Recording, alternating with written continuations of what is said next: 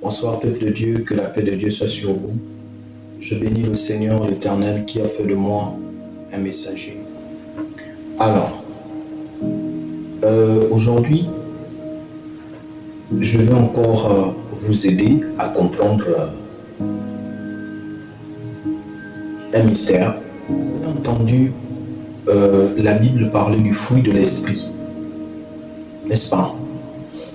La Bible a parlé du fruit de l'esprit, la Bible a encore parlé du baptême d'eau, la Bible a parlé des 10 commandements et la Bible a aussi parlé de l'amour.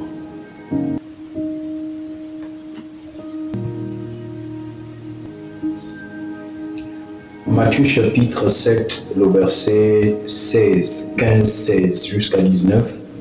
Quand on lit ce passage-là, le Seigneur nous interpelle. Il dit: méfiez-vous de faux prophètes qui viennent en bois en vêtements de brebis, mais dedans ce sont des loups ravisseurs. Vous les reconnaîtrez à leurs fruits.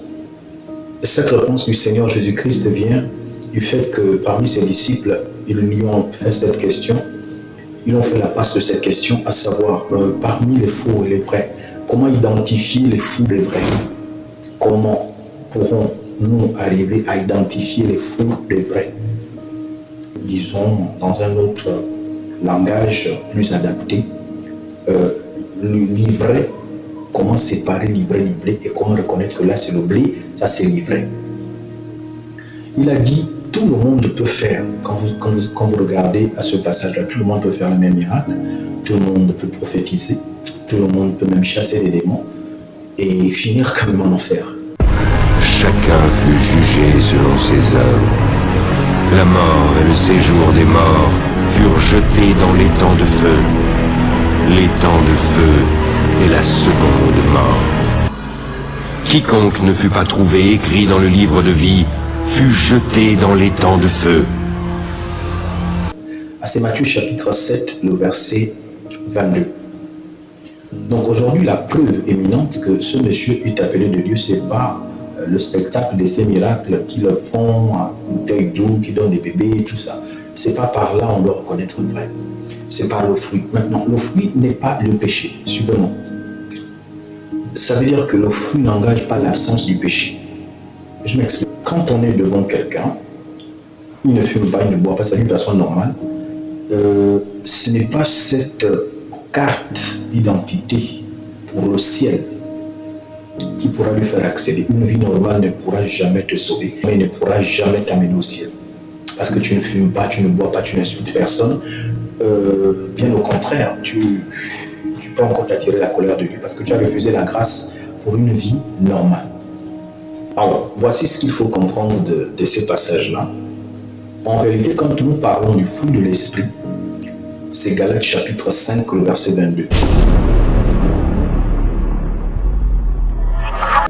C'est une nature.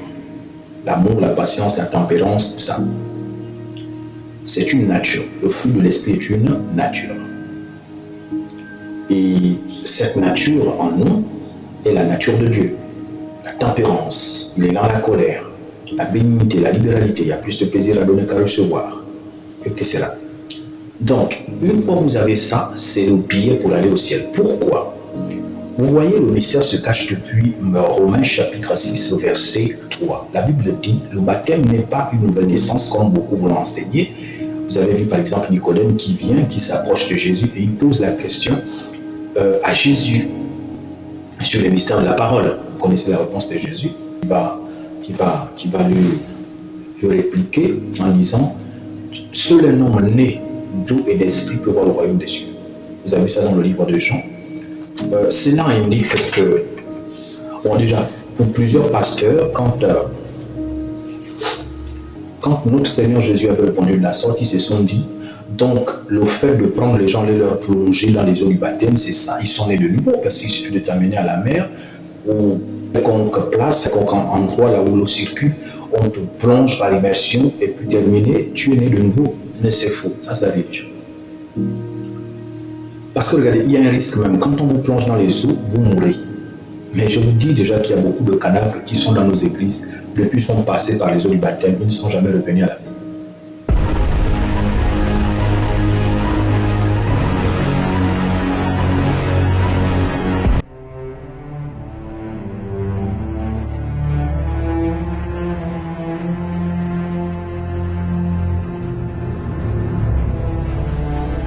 vous explique.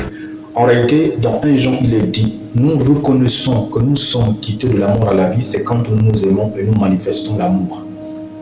Donc, dans le baptême, on nous tue pour revenir à la vie, c'est quand vous manifestez l'amour. La nouveauté de vie, selon Romains chapitre 6, le verset 3, c'est manifester l'amour. Maintenant, vous allez vous dire, pourquoi l'amour? Le chrétien est sauvé par amour. Jésus a dit, voici, je vous donne un nouveau commandement, aimez-vous les uns les autres comme moi, je vous ai aimés.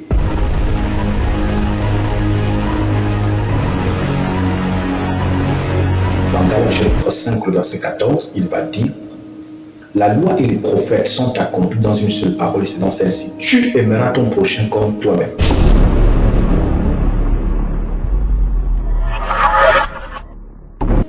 Voyez, tu aimeras ton prochain comme toi-même. Et toute la loi, toute la Bible tourne sur l'amour. Paul dit, quand j'aurai même le don, le plus puissant, 1 Corinthiens 13.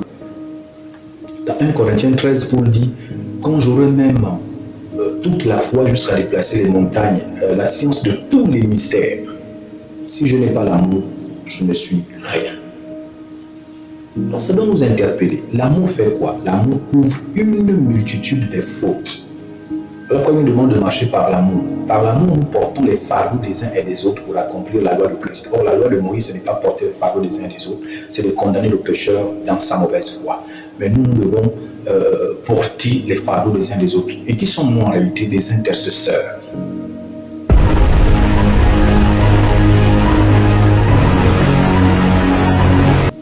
Nous sommes les fils d'Abraham par l'intercession. Intercéder, c'est sauver, c'est plaider en faveur des autres. Être esclave des péchés des autres. Pas comme on le voit dans nos églises, quand avant l'heure du culte, avant que le prédicateur n'arrive, vous voyez un groupe qui se met à prier, ils disent on fait l'intercession. Depuis quand l'intercession a été les prières, l'on prépare le culte. L'intercession, c'est pour les péchés des gens. On n'a même pas besoin de vous entendre.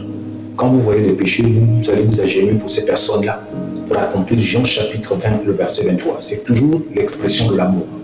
Parce que Jésus est l'amour physique de Dieu. Colossiens chapitre 1, le verset 15. Donc vous voyez, sachez que quand on est amené aux eaux du baptême, ce n'était pas pour une nouvelle naissance. Non, non, non, non, non. Les eaux du baptême représentent la mort.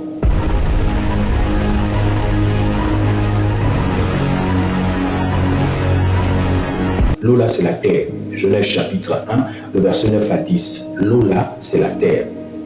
Ok? Voilà, la terre vient de l'eau.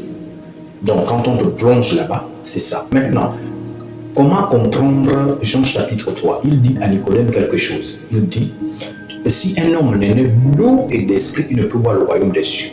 Bon, voilà, il y a une autre résonance et vibration spirituelle à ce niveau. Voilà ce que la Bible essaye de te révéler. Parce que les paroles de Jésus avaient une quintessence, un poids.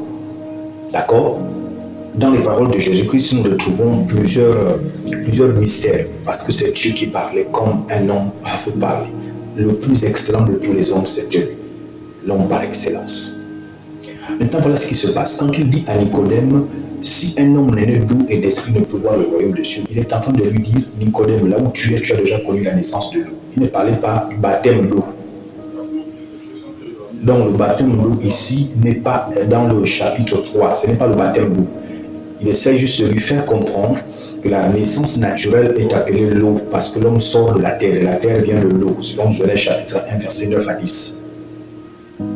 Maintenant, quand il dit que tu dois naître d'esprit, pas seulement de l'eau, mais aussi d'esprit, il dit par là que puisque tu as déjà connu la naissance de l'eau, qui est la naissance de l'homme naturel, donc Adam est appelé l'eau, dans ce passage de Jean 3, Adam est appelé l'eau, donc l'âme, l'eau tu peux encore l'appeler le sang.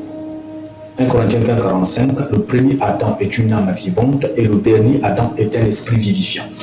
Il dit, tout homme né de nouveau est comme le vent, tu en entends le bruit, tu ne sais d'où il vient, vers quoi il se dirige. Donc nous sommes les vents, nous sommes sortis du vent, le vent c'est Jésus, c'est l'esprit.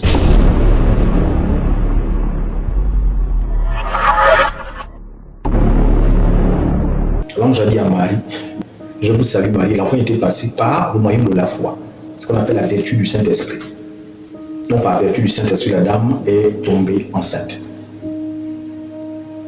Donc retenez ceci, le langage de notre Seigneur Jésus-Christ face à Nicodème révèle la terre. La terre, c'est l'homme. La terre, c'est l'homme naturel. La terre, c'est Adam, qui est appelé ici la terre. Aussi appelé Adam. La terre, c'est Adam. La terre, c'est l'homme naturel. La terre, c'est le sang. La terre, c'est l'eau. Donc, il dit, tu dois la connaître de ton père et de ta mère, mais tu dois aussi connaître la nouvelle naissance spirituelle. Parce que l'homme ne peut pas se mettre naturel. Tout ce que vous voyez qui sont dans le sport, dans les arts martiaux et tout, les gens là sont spirituels, ils adorent quelque chose. Ils ont toujours quelque chose qu'ils adorent. Un homme qui n'a pas de spiritualité ne peut pas vivre parce que nous vivons même d'un esprit, c'est un esprit qui nous vivifie. Il est soufflant dans les narines de l'homme et l'homme devient être vivant. Genèse 2:7. Donc, s'il n'y a pas de spiritualité, la vie elle est chaotique. Regardez la science, elle est spirituelle, c'est la recherche. Donc, c'était un peu ça.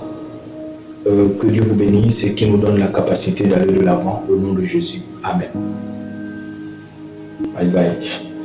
C'était le prophète Prince Sadiola, toujours à son service.